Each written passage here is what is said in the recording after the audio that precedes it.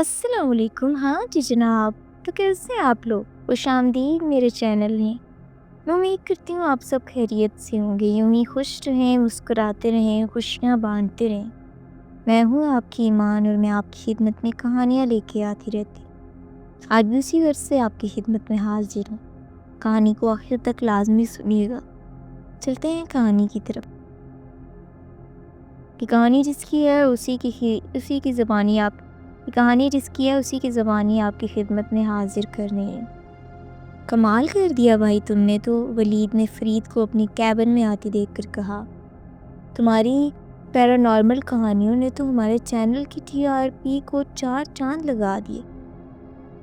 ولید صاحب نے مزید کہا تو پھر سر ایگریمنٹ کا بھی کچھ دیکھ لیں، اگر کچھ ہو سکتا ہے تو۔ فرید نے لوہا گرم دیکھ کر تھوڑا مار دیا۔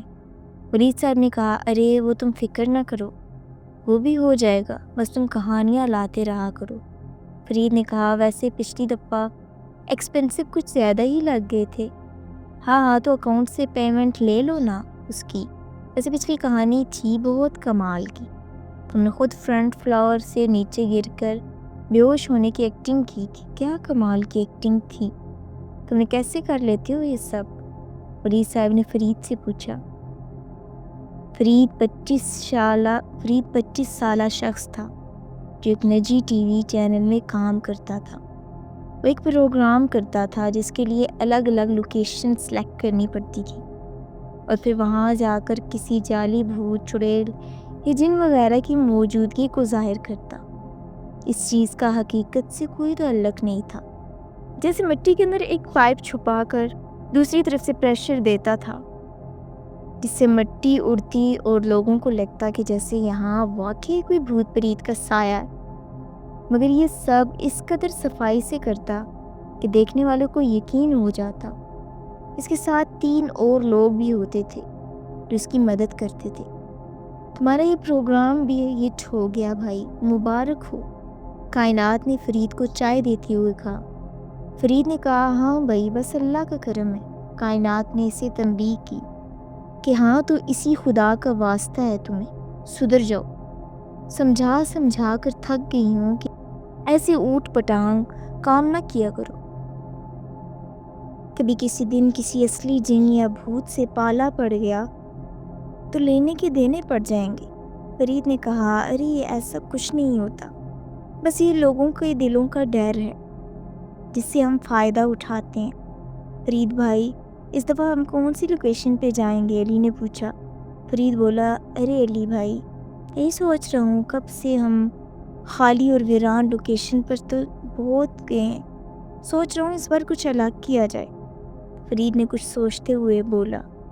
جیسے علی نے پھر پوچھا، جیسے ہم اس بار ایسی لوکیشن پر جائیں گے کہ آگے جہاں پہ پہلے سے لوگ موجود ہوں اور ہم انہیں احساس دلائیں کہ جہاں پر یہ لوگ رہتے ہیں وہاں جنات کا سایہ ہے، اور ہم انہیں یہ احساس مسلسل دلاتے رہیں گے اور ساتھ میں ان کو لے کے شوٹ کریں گے۔ فرید نے تفصیل بتائی تو علی نے پوچھا، بھائی اتنا بڑا ڈرامہ کریں گے کیسے؟ بس ایک آدھ چھوٹا موٹا جادو دکھا کر، پھر ان سے گھر کا معائنہ کرنے کے بہانے، جب وہ قائل ہو جائیں گے تو آرام سے اپنا کام کریں گے۔ فرید نے مزید بتاتے ہوئے علی سے کہا، واہ بھائی، کمال کا آئیڈیا ہے۔ سب پلاننگ کرنے کے بعد فرید اور اس کی ٹیم ولید کے پاس پہنچی، ان کو سب تفصیل سے آگاہ کیا۔ ولید نے کچھ سوچتے ہوئے کہا کہ لوکیشن پر بہت سے لوگ ہوں گے، تمہیں بہت دھیان سے کام کرنا ہوگا۔ اس لوکیشن کے لیے روانہ ہو جائیں گے۔ وہ لوکیشن کافی دور دراز کوئی پہاڑی علاقے کے قریب تھی۔ ولید صاحب نے انہیں گڈ لک کہا۔ مقررہ دن ان چاروں نے اپنا سامان گاڑی میں لوڈ کیا اور نواب شاہ کی طرف نکل پڑے۔ راستے میں ایک جگہ رک کر انہوں نے ناشتہ کیا اور نواب شاہ پہنچ گئے۔ تھوڑا رکے اور دوپہر کا کھانا بھی یہیں سے کھایا، اور تھوڑا رک کر آرام کرنے کے بعد یہ لوگ مہران ہائی وے سے اس علاقے یا بستی کی طرف روانہ ہو گئے۔ دل میں کچھ گرم جوشی بھی تھی اور خوف بھی تھا۔ خوف جنات کا نہیں تھا، بلکہ یہ کہ اگر ان کا ڈرامہ پکڑا گیا تو بہت برا ہوگا۔ علی گاڑی بہت تیزی سے چلا رہا تھا۔ وہ لوگ جلد از جلد اس علاقے میں پہنچنے چاہتے تھے۔ جب انہوں نے ایک پرانا سا بورڈ دیکھا جس پر اس علاقے کا نام لکھا تھا جس علاقے میں وہ پہنچنا چاہتے تھے، فرید نے علی سے کہا گاڑی کو ایک جگہ پر لگا دو۔ پھر علی اور فرید مسجد کی طرف بڑھے، مگر مسجد میں بھی کوئی نہ تھا، مگر انتظام دیکھ کر لگتا تھا کہ یہ مسجد آباد ہے۔ اچانک سے علی کو کچھ آوازیں آئیں جو کہ مدرسے کی طرف سے آ رہی تھیں۔ وہ دونوں وہاں بڑھے تو دیکھا وہاں پر بچے قرآن پاک پڑھ رہے تھے اور بزرگ انہیں پڑھا رہے تھے۔ وہ دونوں اندر پہنچے۔ مولوی صاحب نے بچوں کو کہا کہ وہ سبق یاد کریں۔ مولوی صاحب ہماری طرف بڑے، اسلام دعا کے بعد ہم سے ہمارے یہاں آنے کی وجہ پوچھی۔ ہم نے بتایا کہ ہم ایک ٹی وی چینل کی جانب سے آئے ہیں اور جنوں بھوتوں وغیرہ پر فلمیں بناتے ہیں۔ تو بزرگ صاحب بولے تو یہاں پر آپ لوگ کا کیا کام؟ تو فرید نے بڑے اعتماد سے بولا کہ ریسرچ یعنی ہماری تحقیق سے یہ پتہ چلا ہے کہ یہاں پر جنات وغیرہ ہیں۔ ہم بس ان کی موجودگی ظاہر کر کے لوگوں کو دکھانا چاہتے ہیں۔ ہمیں بس ایک دن کا کام ہے۔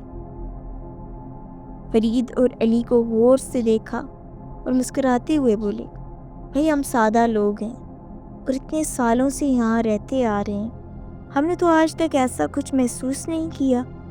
فرید نے بولا جناب ہو سکتا ہے یہ ہمارا وہم ہو، پر ایک بار دیکھنا ضروری ہے۔ بزرگ نے کچھ سوچتے ہوئے حامی بھر دی۔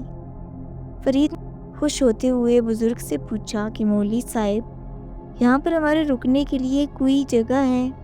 مولوی صاحب نے کہا کہ نہیں، یہاں پر تو کوئی جگہ نہیں، لیکن ہاں اگر آپ لوگ اس مدرسے میں رکنا چاہتے ہیں تو رک سکتے ہیں۔ اس مدرسے میں رہنے کا پورا انتظام موجود ہے، آپ لوگ اپنا سامان لے آئیں، میں تب تک بچوں کو چھٹی دے دیتا ہوں۔ علی اور فرید بہت خوش تھے کیونکہ ایک تو وہ بزرگ بہت جلدی مان گئے تھے اور دوسرا ان کو کچھ ثابت نہیں کروانا پڑا تھا۔ فرید مسجد کو غور سے دیکھ رہا تھا جبکہ علی گاڑی میں سے 2 بندوں کی مدد سے سامان نکلوا رہا تھا۔ دیر بعد علی نے کہا کہ چلے بھائی، تو فرید بولا کہ صبر بچے نکل جائیں پھر ہم جاتے ہیں۔ کافی دیر ہو گئی، جب بچے باہر نہ آئے تو فرید کو تشویش ہو گئی کہ کہیں وہ بزرگ بھول تو نہیں گئے، تو وہ مسجد کی طرف چل دیے۔ ابھی وہ مسجد کے سین میں آگے جا رہے تھے کہ ان کے کندھے پر کسی نے ہاتھ رکھا۔ فرید نے مڑ کر دیکھا تو وہ بزرگ تھے۔ ارے آپ لوگ مدرسے گئے نہیں؟ بزرگ نے کہا۔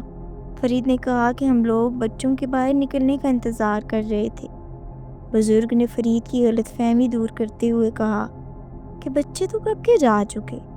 پھر فرید نے سب کو اشارہ کیا اور سب مدرسے کے ایک کمرے میں داخل ہو گئے۔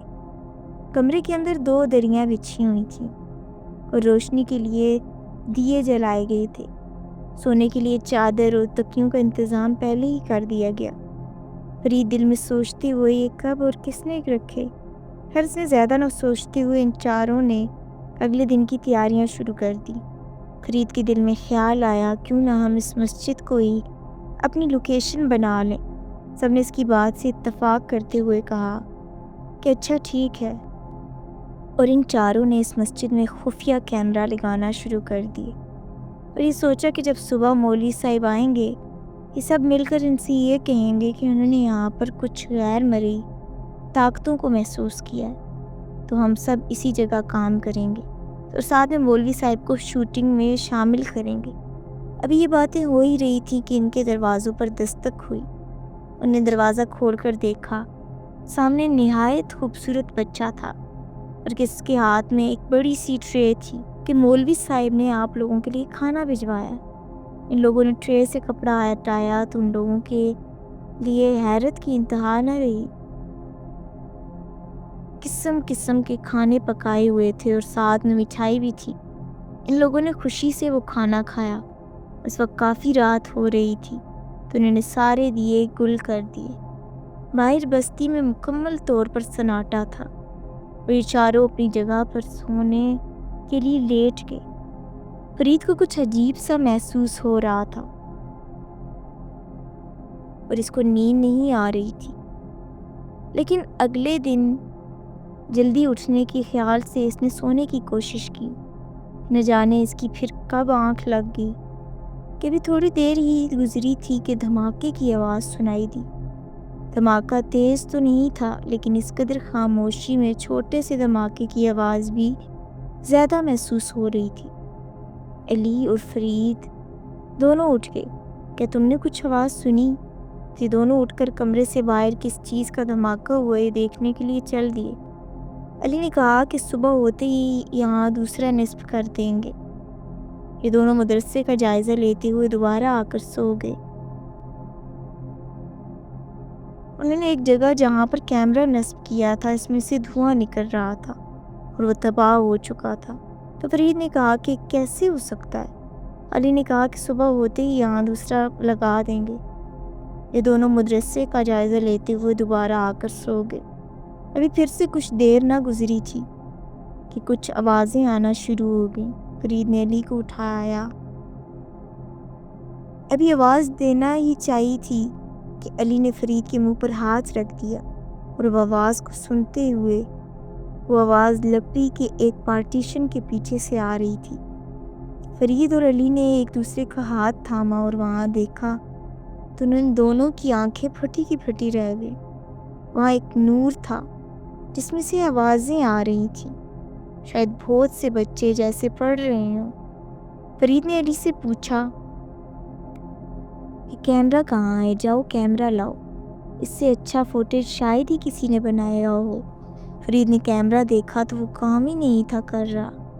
بہت کوشش کی مگر وہ نہ چلا۔ فرید نے موبائل نکالا مگر وہ دیکھ کے حیران رہ گیا۔ اس کی حیرت کی انتہا نہ رہی کیونکہ رات کو سونے سے پہلے اس کی بیٹری فل تھی۔ اب کیا موت پڑ گئی تھی اسے؟ خیر علی، میں اپنے موبائل سے ویڈیو بنا لیتا ہوں۔ فرید بہت خوش تھا کیونکہ پہلی بار ان کو اوریجنل کانٹینٹ ملا تھا۔ پھر وہ دونوں یہ ویڈیو بنانے کے بعد آ کر سو گئے۔ ان دونوں نے سوچا کہ وہ صبح کو بھی نکل جائیں تو گھاٹے کا سودا نہیں ہے کیونکہ اس نے نور کو کیمرے میں قید کر لیا تھا۔ اب یہ دونوں سوئے ہی تھے کہ مسجد کے ہال سے پانی کے استعمال کی آواز آئی۔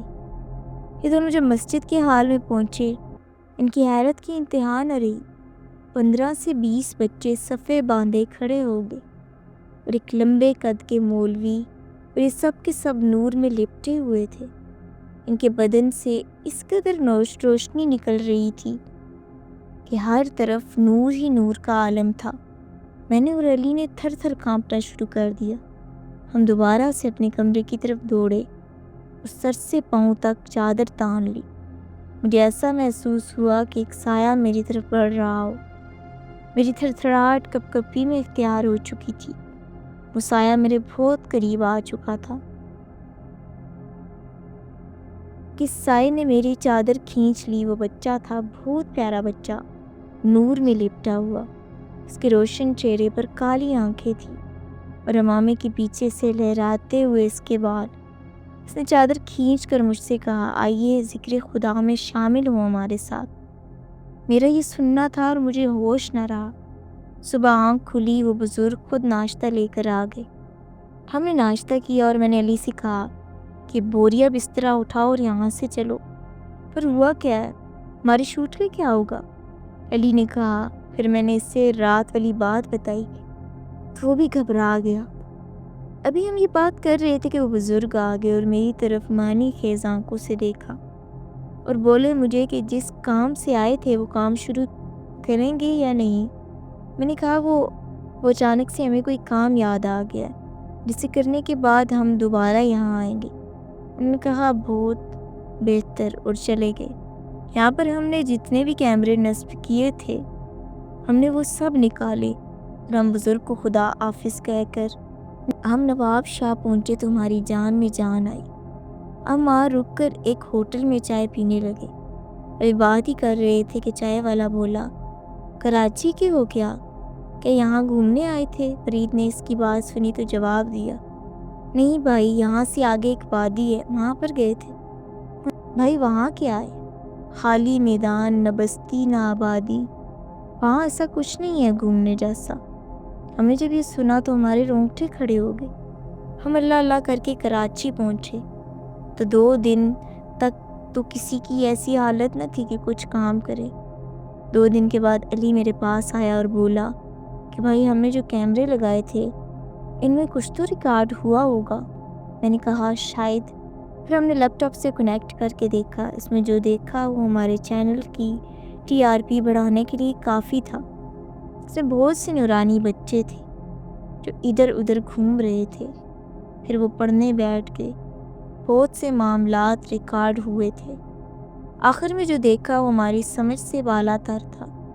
کیمرے میں وہی بزرگ تھے اور وہ کہہ رہے تھے کہ ہم انسان نہیں ہیں، ہم جنات ہیں۔ ہمارا ثبوت لوگوں کو دکھانا بہت مشکل ہے۔ یہ کہہ کر وہ غائب ہو گئے۔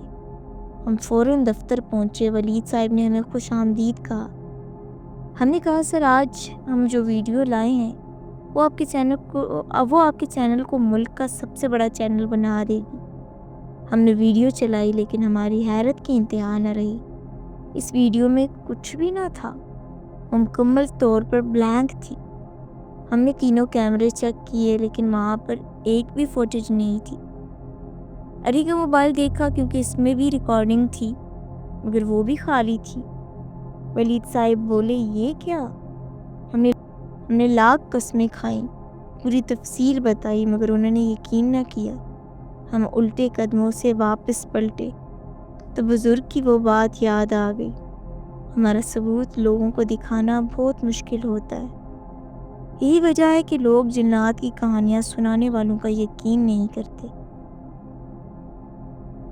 مزید ایسی کہانیاں سننے کے لیے میرے چینل کو سبسکرائب کریں۔